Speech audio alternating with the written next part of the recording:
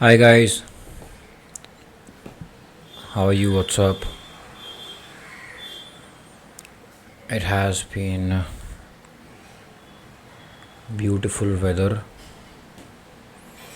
but to be very honest, man, I am not really a fan of rainy seasons. I don't really personally I don't dig it, but yeah, I appreciate it. God's great blessing and this is the mood of the earth right now, and it is above and beyond my likes and dislikes and choices. So I lean into it and I embrace it. I'm a part of it. So yeah, I think this in itself makes us realize and makes us learn certain things about us. Sorry, I'm just fixing this. Yeah, this in itself make us understand certain things about us. That this is what life wants from us, which is nothing but to go beyond our likes and dislikes. And so long we are trapped in our likes and dislikes, we will be played by the situations and our lesser selves, you can say. Anyway, so yeah, like always, when I sit to record a podcast, like especially the solo one, I show up with an intention, an intention to include everyone and to show up with a lot of intention, a lot of heart, and to share something from the depth of my heart. And how do I measure or how do I know that I've shared something from the depth of my heart? The sign of that is it moves me, it makes me feel alive, it shakes me, and it makes me emotional, it can tear me up. And I practice this in everything. I practice to reach this divine experience in everything, in my day-to-day exchanges with human beings when they're sharing something and I'm hearing them, or if they want to hear me and when I get to talk, even then I make sure I share something from the depth of my heart, from my deepest vulnerabilities, from the space and place that challenges me, that shakes me down. This is what I thrive and strive for on a day-to-day basis, every day, every moment. And I do this in everything in everything in life, be it sports, football, training, my audition, if I'm working then on the set, and playing with the kids, being with them, sitting with them, recording a podcast, basically in everything. And that's how I measure, that I've truly created a cause. I've gone beyond myself, and this is what moves me, and this is what makes everything meaningful. Otherwise, most of us, we are just repeating what we had said yesterday and we are just recycling it, and this endless vicious circle goes on and on and on. There is no end to it. People tell same stories 10,000 times to the same people, not even realizing it's boring, man. And I think even they are bored to tell that story. But I think their lesser self does not have anything value creating to offer. It's not their fault. It's the fault of their little lesser self. In Buddhism, we call our this made up entity, this made up identity that we have picked up from this experience that we have gathered along the way, this fake identity, we call that lesser self. Then there's higher self, the true self, the God self, the truth, the eternity, whatever. There are 10,000 names to it. Then there is that, the higher self, and that is who you truly are. And if I try to do something which is very paradoxical, if I try to put a label on top of it, then I would say our true self is is deep peace, is the nothingness. That is our true self. It's the formless. And the funny part is I'm trying to put it into form to talk about it. I'm basically using form to actually talk about the formless. In the end of the day, all explanation, every goddamn thing, even the deepest of all explanation, it is nothing but a very neat and clean, shiny pointer. It's just a pointer. It is just pointing towards the truth. Words cannot encapsulate or describe the eternal, the unfathomable, the true self, the God. So, all the attempts, the greatest attempts, not the attempt, the greatest humble direction is usually referred as great art. That's what art is all about. It's nothing but a great pointer. It points everybody towards the truth. It takes you within you. So, a great art is nothing but a great shiny, beautiful pointer, nothing more than that. So the fundamental purpose of all form of art is nothing but to point towards the truth. And there are a few exceptionally beautiful art that never fail to point us towards the truth, and that is why they are ageless and timeless. Because such art forms are born out of that energy, that pure state. So that's why it has that ageless, timeless quality in it. You experience that, you watch a certain movie or you listen to certain music, something that was created years ago. If you listen to it even now, it will make you feel the same thing. It will bring you within yourself. It will center you. That's the quality of great art. And this thing is not just limited to art. It is through everything. A great sporting event, a sport event, a match, anything, that can have that divine hand in it, the divine essence. Somebody's great speech about human beings, about humanity, whatever, like a beautiful speech given by Martin Luther King Jr. I have a dream. It stays with you, man. Even though a lot of people can label it and talk about it was a political, it was like some leader talking about on the stage. But the thing is, the energy that he was tapping and from where he was coming, it was divine, and he spoke about humanity and the people, and that's why it stays with you. And it has inspired me. I've read that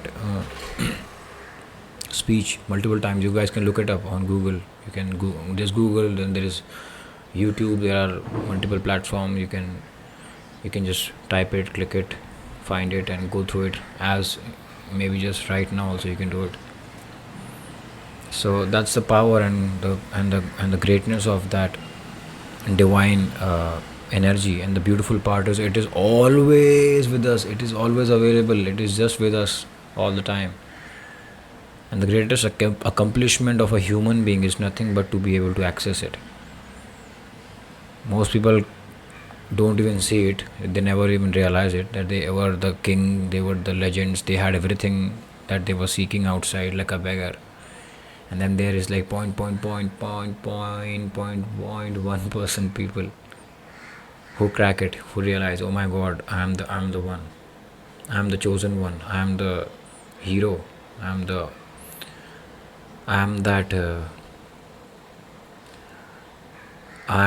that I've been seeking. I was always that. And very few people realize that, and that's why they are seen as not even humans, man. They are seen as aliens. To be very honest, this divine energy is an alien energy, because it is not just limited to planet Earth. It is a divine energy, it is a universal energy, it's an energy of the universe. It's the energy that creates worlds. Not one world, but worlds, countless worlds. It's the creator of the universe. Universe, do you know how large, how unfathomable, how big universe is? You can't even imagine, man. You can't even. It's like, if even if I try to say something, it won't do justice to what I really want to express about its limitlessness. Now we are talking about harnessing that energy, man. One human being can harness that energy. Imagine the power, bro.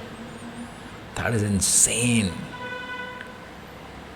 Imagine, man, this is so crazy, so funny. People sell themselves so short. It is so sad, bro. It's insane.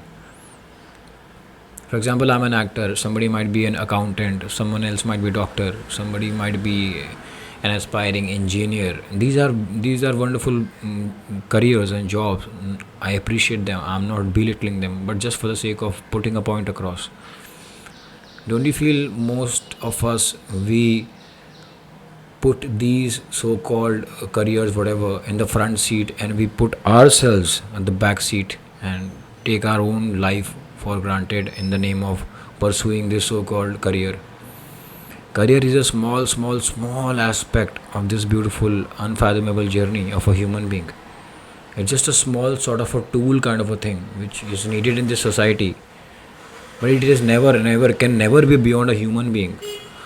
A group of human beings came together and then they created a society, and that society created a career and various jobs were assigned to the people.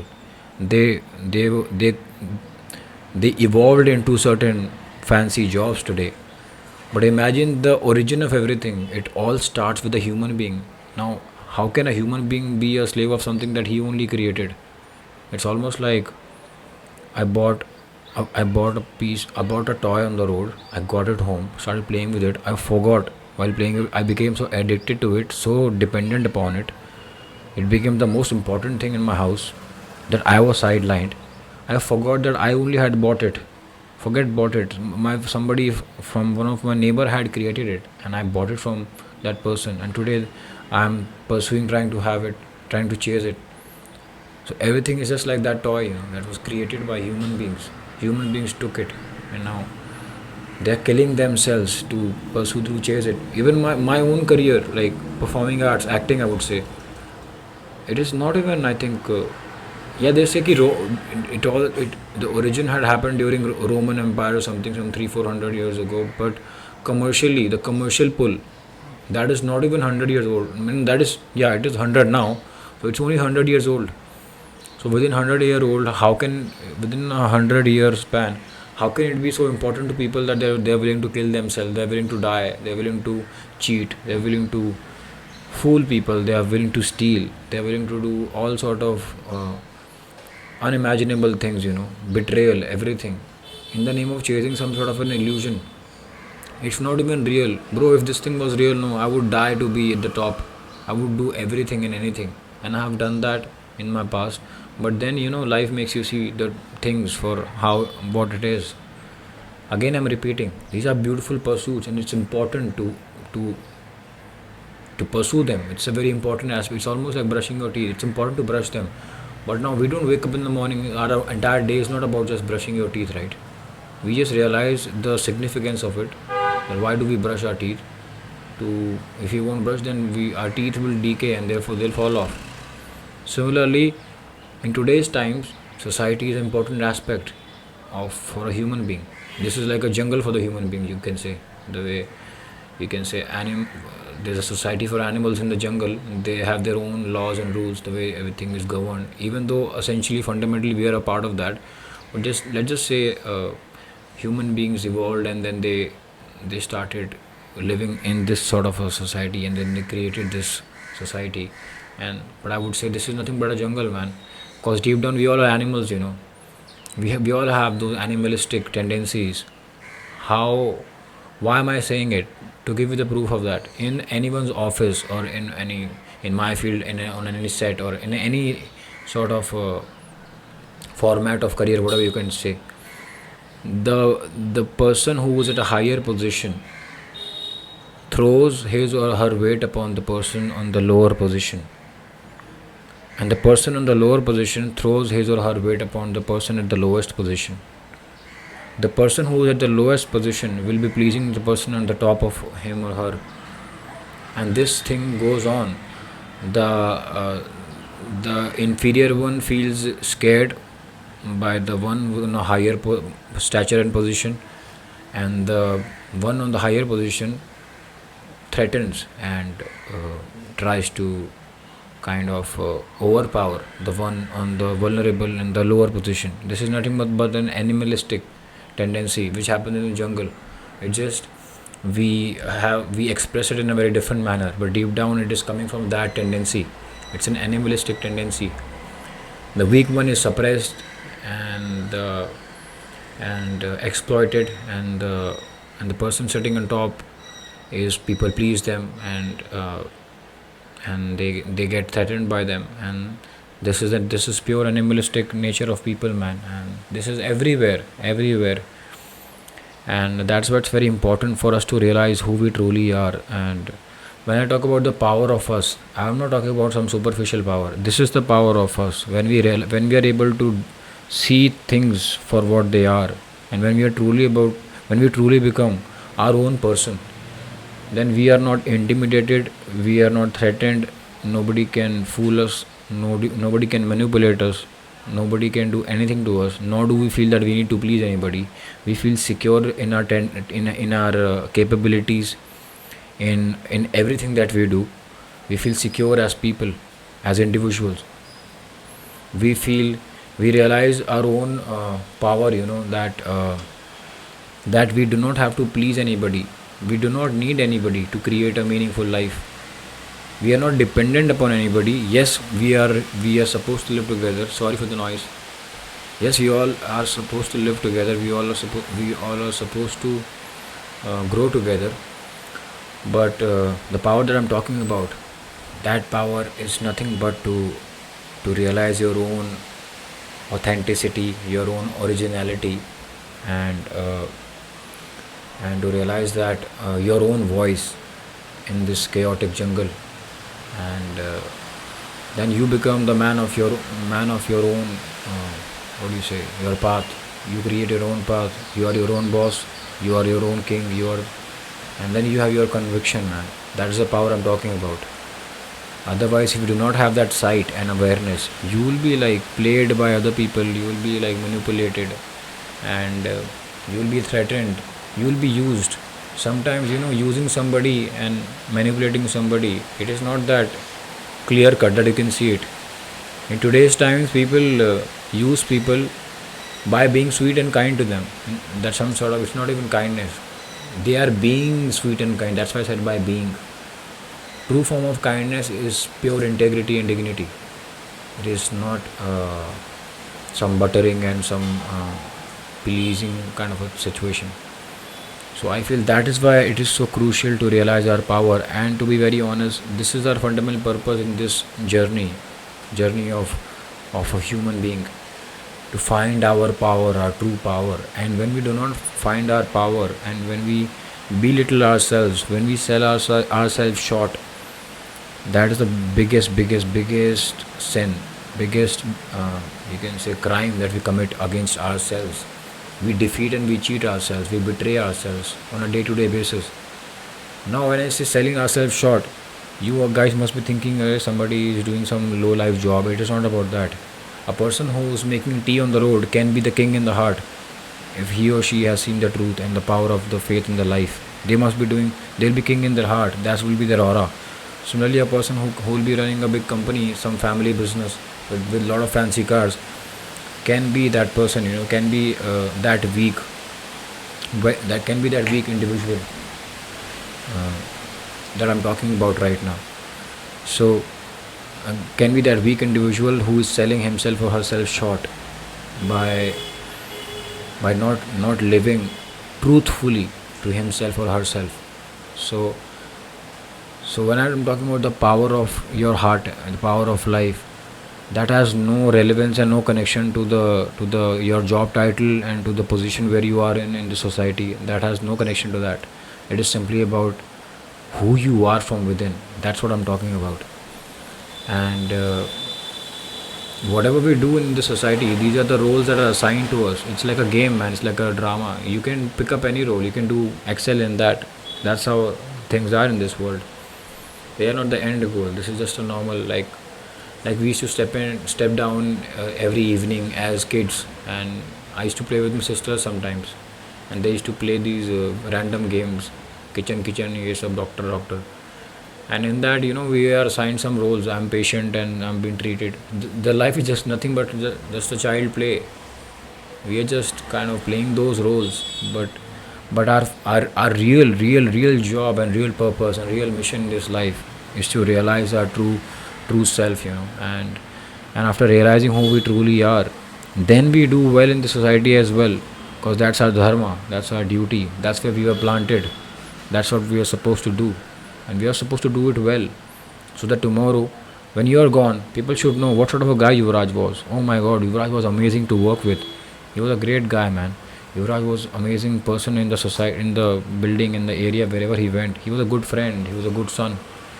He was a good fellow human being. Life was better when he was around. Oh, so what did he do in his life? He was a Buddhist man. So I think that was purpose served, man. And this is the meaning of living with by your mission. I live for my faith, for Buddhism, and when I say faith, it has taken some time for me to realize the meaning of faith, because I grew up in a normal Hindu religious family, and the way mandirs and the religion uh, was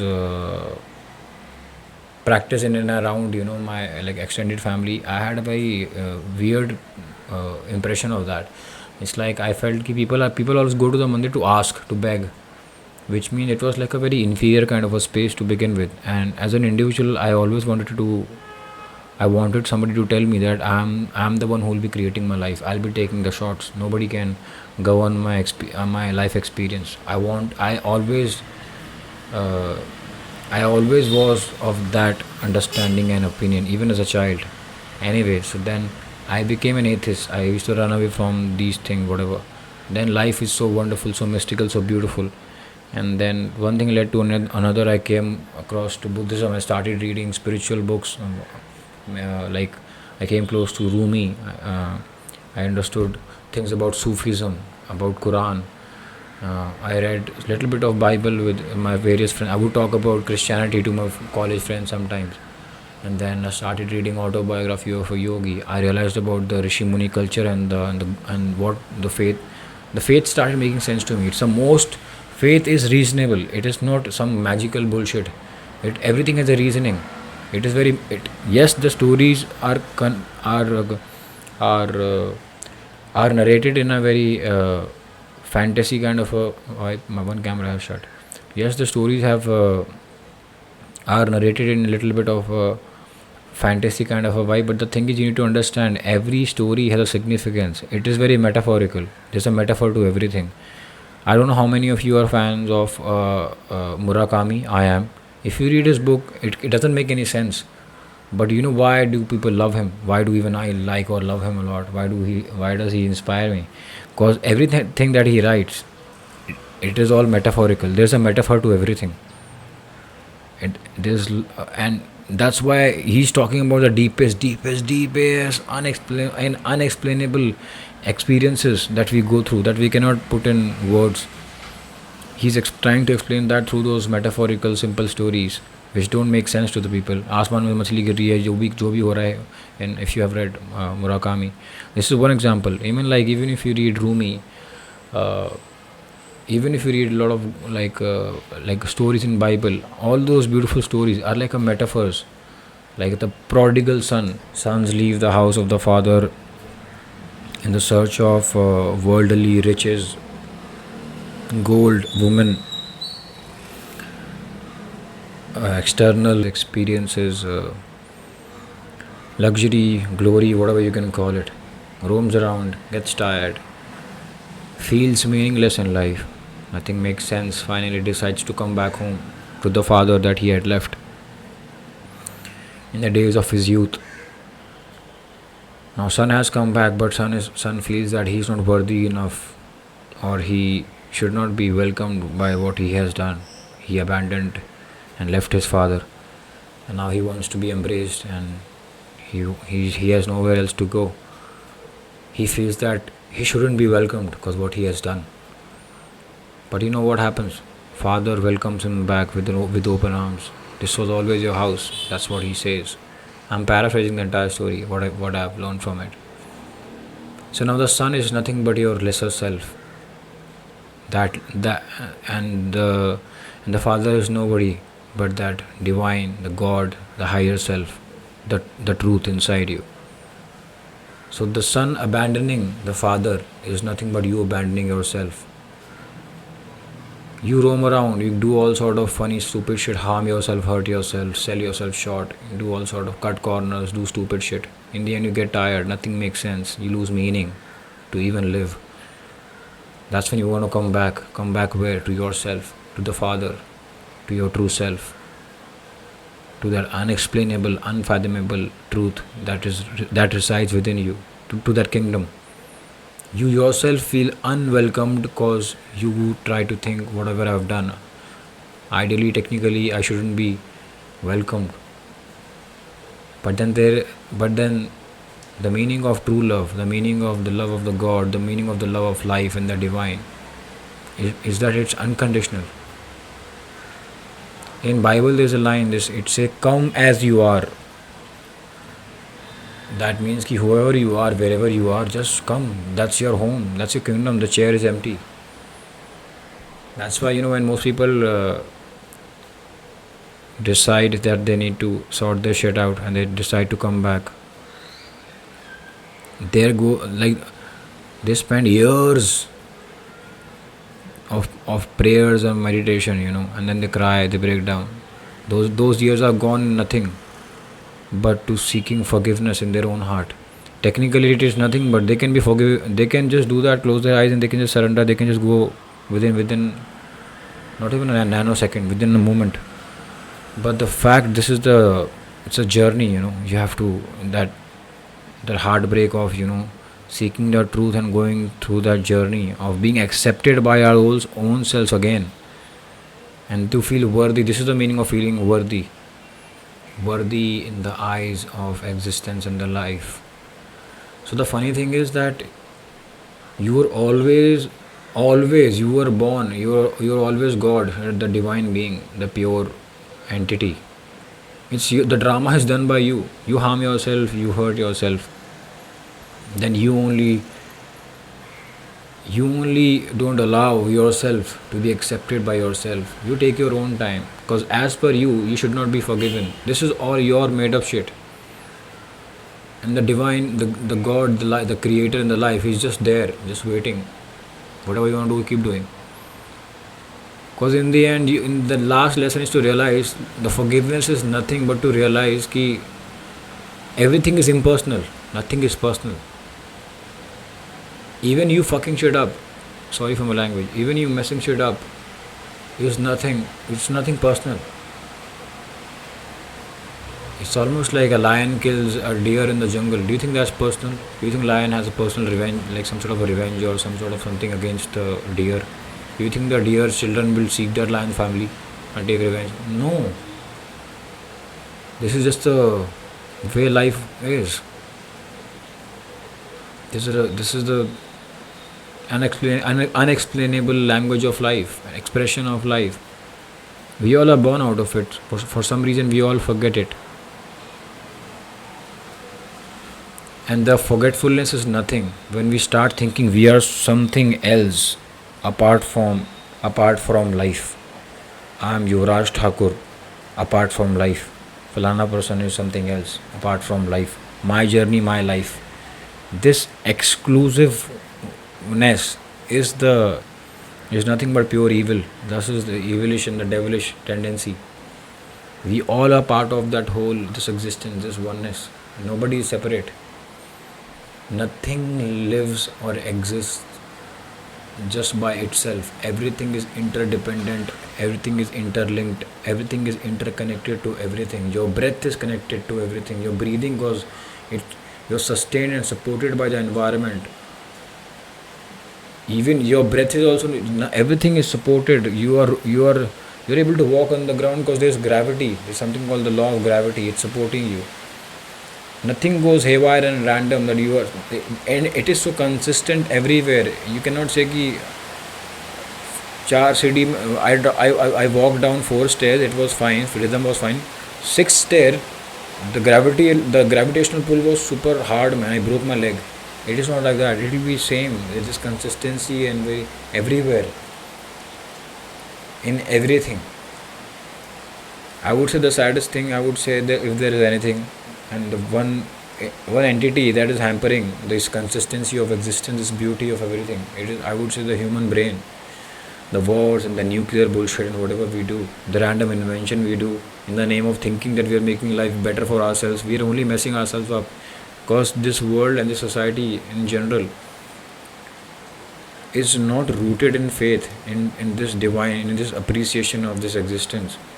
It is driven too much by the intellect, and intellect is nothing but a tool. Tool is supposed to be used by whom? By the wise guy.